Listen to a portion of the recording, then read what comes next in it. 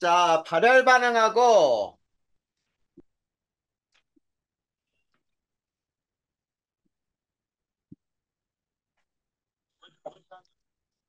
자, 흡열 반응을 배우는 거야. 자, 그런데 우리가 화학 반응에서의 열의 출입은 이것만 우선 여기에서는 다른 거 다 몰라도 돼. 우선은 요것만 알아두자. 어떤 화학 반응식에 A 플러스 B가 C가 되면서 오른쪽에 Q라고 할 때, 요 Q를 우리는 반응열이라고 부르는 거예요. 자, 그랬을 때, 오른쪽에, 자, 잘 봐. Q가 화살표 오른쪽에 플러스 Q라고 하면은 발열 반응이에요. 자, 물론 Q는 0보다 큰 거야. 그 다음에 마이너스 Q라고 하면 흡열 반응. 요것만 알아두면 돼. 자, 그런데 이 화살표는 수학의 등호와 같다 그랬지, 등호. 네, 그러면 요거는 이항할 수 있니? 네, 이항할 수 있어요. 그래서 오른쪽에 플러스가 이항하게 되면 마이너스로 변하잖아. 네, 그러면 왼쪽에 마이너스는 발열 반응, 왼쪽에 플러스는 흡열 반응 이렇게 되겠지. 네, 그것만 우선 알아두면 돼. 자, 그러면 발열 반응과 흡열 반응은 거기에 우리가 반응열이라고 하는 게 화살표 오른쪽에 플러스는 발열 반응, 왼쪽에 플러스는 흡열 반응. 그 다음에 오른쪽에 마이너스는 흡열 반응, 왼쪽에 마이너스는 발열 반응. 요것만 우선 구별해 두면 된다. 그러고 네, 나서 자, 발열 반응과 흡열 반응의 차이점을 한번 살펴볼 거예요.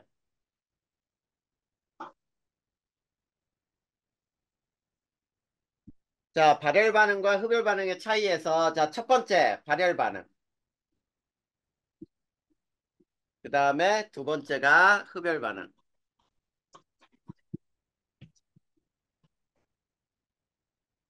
자, 발열 반응은 있지. 반응물의 에너지 합이 에너지가 생성물 에너지보다 클 때 일어나는 반응이 발열이에요. 근데 흡열 반응은 반대야. 자, 반응물 에너지가 생성물 에너지보다 작을 때, 에너지보다 작을 때, 또는 생성물의 에너지가 반응물보다 클 때, 이렇게 되겠지. 그 다음에 두 번째, 발열 반응이 일어나면 어떻게 되냐면, 자, 얘네는 주위의 온도가 올라가요. 상승한단 말이야. 자, 우리가 어떤 물질을 반응시켰을 때 주변의 온도가 올라가는 반응들을 여러 가지가 있죠. 우리 네, 연소 반응 같은 게 주변의 온도가 올라가는 거 아니야. 네, 근데 흡열 반응은 있지. 주위 온도가 하강하거나 내려가거나 일반적인 온도에선 반응이 안 일어나고 매우 높은 온도로 가열시 일어나는 반응. 이런 반응들은 흡열 반응이 되는 거야. 그리고 반응이 일어난 다음에 얘네는 생성물이 반응물보다 안정해져요. 에너지가 낮을수록. 생성물이 반응물보다 에너지가 낮아서 안정하다라고 불러. 그리고 얘는 반응물이 생성물보다 안정해요.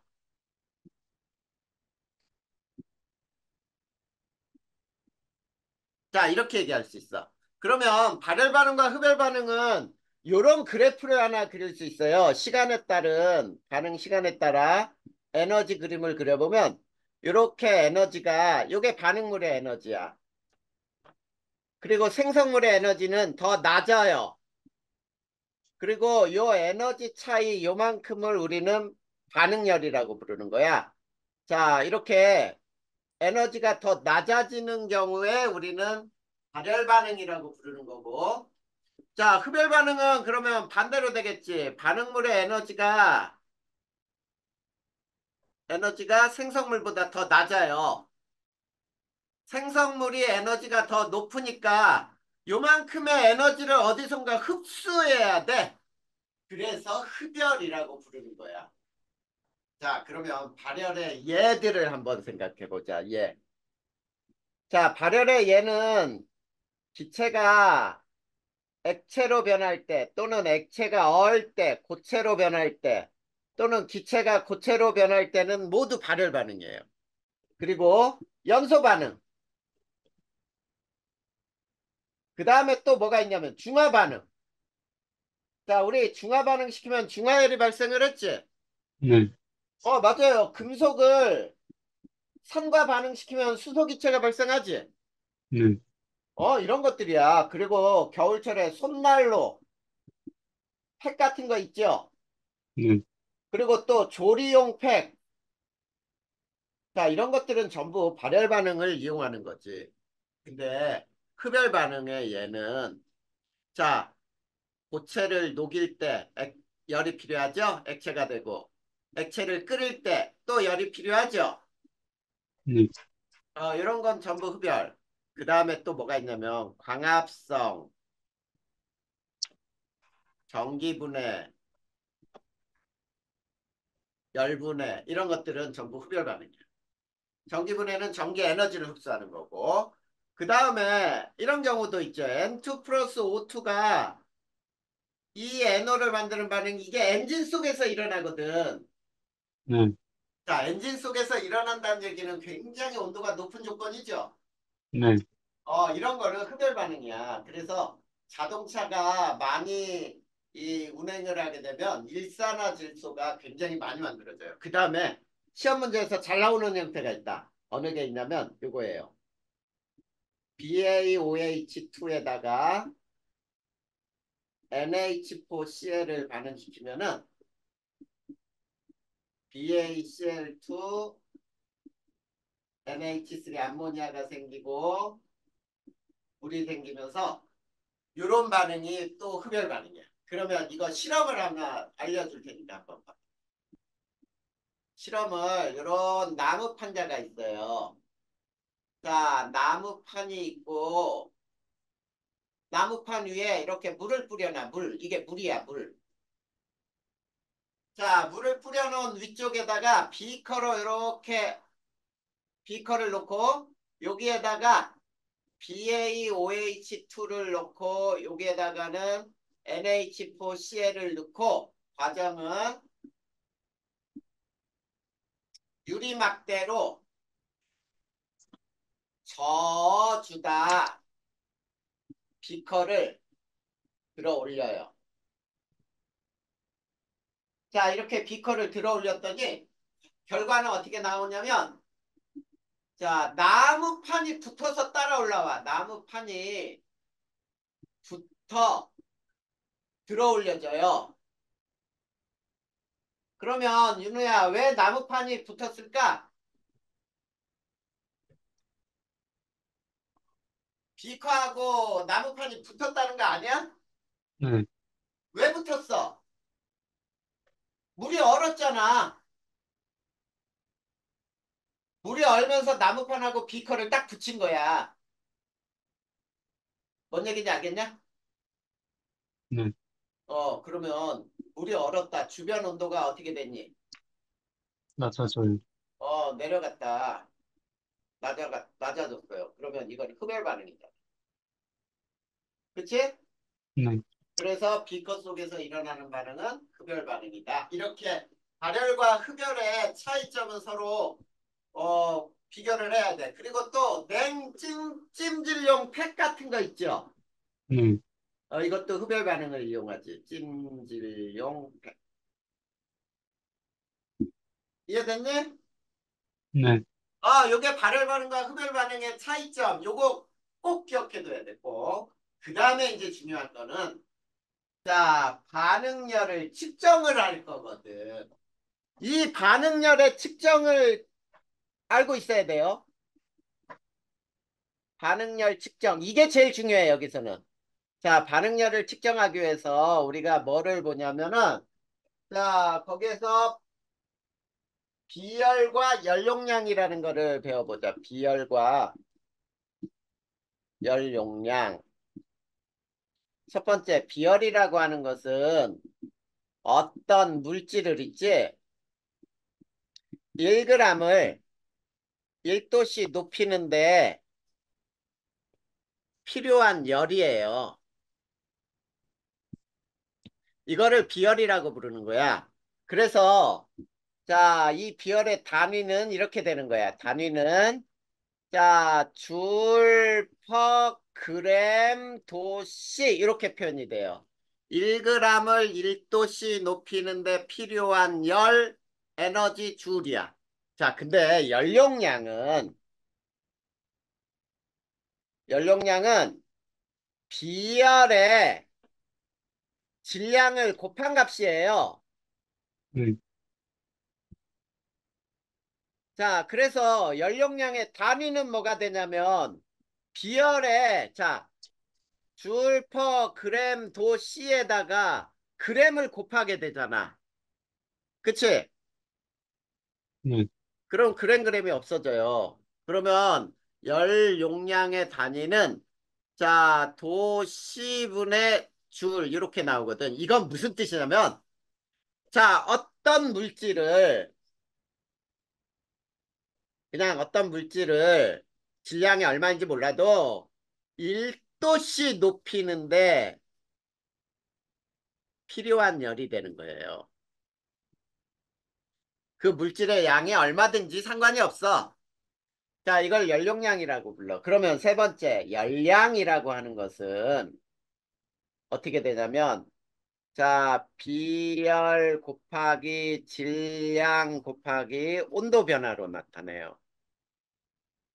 자, 그래서 우리가 열량 Q는 C, M, 델타 T라고 표현을 해. 자, 근데 이 델타 T는 어떻게도 표현할 수 있냐면 T2-T1으로도 표현할 수 있다. 그러면 요 각각의 의미하는 게 뭔지를 한번 봐봐. 네, 자, Q는 열량이고요. C는 비열이에요. 물질의 비열. 그 다음에 M은 질량이에요. 그 물질의 질량. 그 다음에 델타 T는 온도 변화야. 자, 온도 변화는 T2 마이너스 T1하고 같다라고 할 때 T2는 나중 온도이고요. T1은 처음 온도예요. 이렇게 해서 우리가 자, 열량을 구할 수 있단 말이야. 무슨 말인지 알겠니? 네, 자, 그랬을 때 두 번째 열량계를 한번 간단하게 비교해보자. 열량계. 자, 열량계는 열량 측정 장치예요.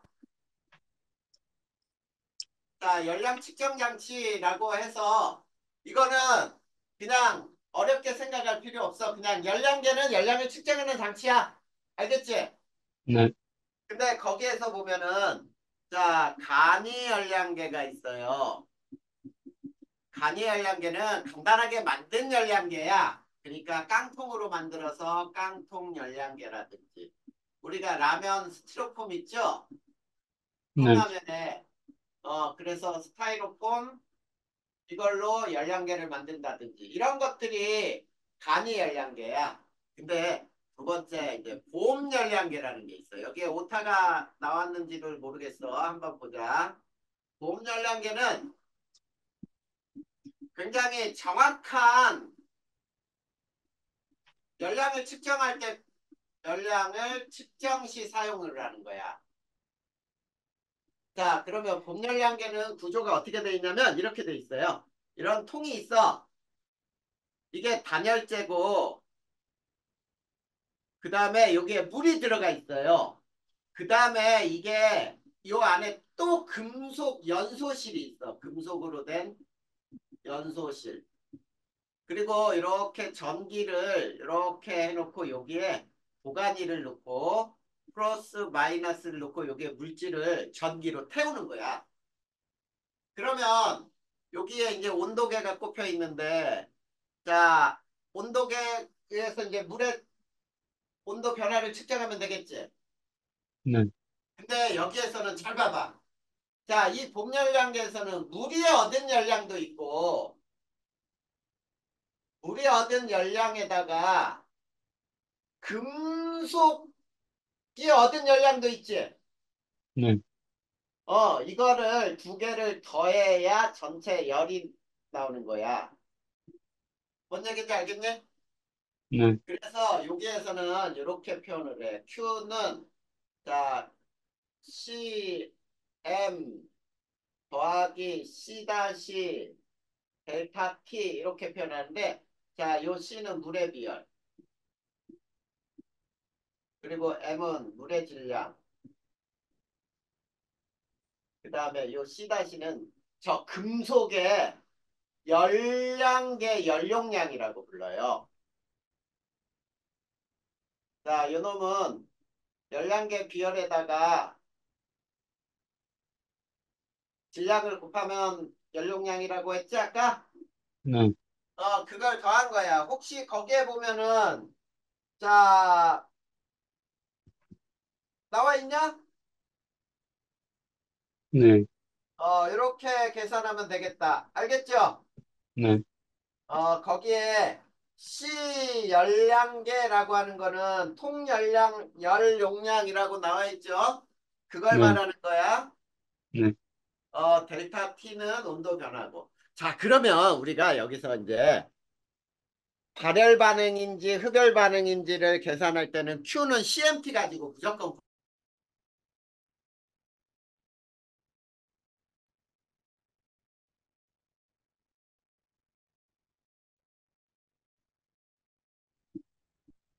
그램당 연소열을 한번 얘기해보자. 그램당 연소열은 뭐냐면 있지? 1g 연소시 열량을 우리는 그램당 연소열이라고 부르는 거거든. 네, 그러면 그램당 연소열 Q는 어떻게 구하면 되냐면 이렇게 구해요. A-B분의 C 곱하기 M 곱하기 T2-T1으로 구하면 되거든. 그러면 요 식을 한번 비교해보자. 자, C는 물의 비열이에요. 근데 물의 비열은 이거는 자료값이다. 자료값이라고 하는 말은 무슨 말이냐면 이건 측정하는 값이 아니야. 비열을 측정해서 구하는 게 아니고 저 비열은 주어져야 되는 값이야. 알겠지? 네, 그리고 M은 측정을 해요. M은 물의 질량이에요. 그리고 물의 질량은 증발이 없는 것으로 확인하기 때문에 증발이 일어나면 안 돼. 그래서 물의 질량이 변하면 안 되니까 적당하게 물의 질량이 변하지 않을 정도만 온도 변화를 시켜야 돼요. 그 다음에 T1은 가열 전, 연소 전, 가열 전 온도예요. T2는 가열 후 온도야. 그래서 가열 후 온도에서 가열 전 온도를 빼면은 델타 T 온도 변화가 나오죠. 네, 이렇게 돼. 그러면 A는 뭐냐? 가열 전 연료 질량이에요. 가열 전의 연료의 질량. B는 뭐냐? 가열 후 연료 질량이에요. 이해됐습니까? 네, 저걸로 해서 그램당 연소율을 구하는 거야. 근데 우리가 여기에서 이거를 한번 생각해 보자. 저 그램당 연소율을 구했더니 Q값이 원래 실제보다 실험을 했더니 크게 측정되는 경우가 있어. 그러면 어떤 경우에 이 Q가 크게 측정되느냐라고 한다면 분모항은 작고 분자항이 커지면 되지. 네, 근데 비열값은 자료값이라 그랬으니까 C는 측정하는 게 아니잖아. M이 물의 질량이 실제보다 크게 측정됐어. 그러면 곱할 때 커지죠? 네, 쉽게 얘기하면 이런 거야. 물이 실제 질량은 100g이었어요. 우리가 사용한 양이. 근데 질량을 잘못 측정해서 102g으로 측정했다고 해봐. 그러면 102로 곱하게 될 거 아니야. 네, 그래서 그렇고. 그 다음에 이번에는 T2-T1이 크게 측정되면 되죠. 네, 그러면 이거는 T1이 정확했다고 해보자. 그럼 나중 온도 T2가 크게 측정된 경우. 맞니? 네, 근데 만약에 T2가 정확했다고 해봐. 그러면은 T1이 작게 측정됐어. 처음 온도가. 쉽게 이런 얘기야. 지금 실내 온도는 18도 했는데 우리가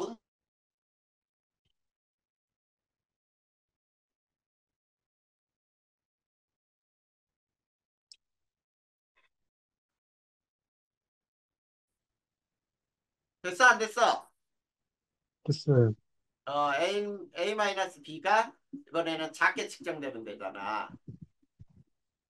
그러면 이것도 A가 정확했다고 해봐. 그러면 B가 크게 측정되면 되죠. 네, 그 다음에 자, 두 번째 B가 정확했다고 해봐. 이런 문제는 거의 안 나올 거야. 그래도 자, Q는 1g당 연소율은 저렇게 구한다는 거는 알아야죠. 그러면 A가 작게 측정되는 경우. 이런 경우에는 저 Q값이 크게 측정이 돼요. 그런데 이제 Q값이 실제보다 작게 측정되는 경우가 있어. 자, 실제보다 작게 측정되는 경우는 1, 2, 3 모두 반대지요. 맞니? 네, 반대로 해석하면 돼. 근데 네 번째가 또 있어요. 뭐냐면 열에 손실이 발생했다든지 열에 손실이 발생하면 당연히 작게 측정될 거 아니야. 빠져나간 양만큼. 그리고 연소를 시켰을 때 불완전 연소가 발생하면 이럴 경우에는 자 그램당 연소율이 작게 측정될 수도 있다. 이런 얘기. 됐니?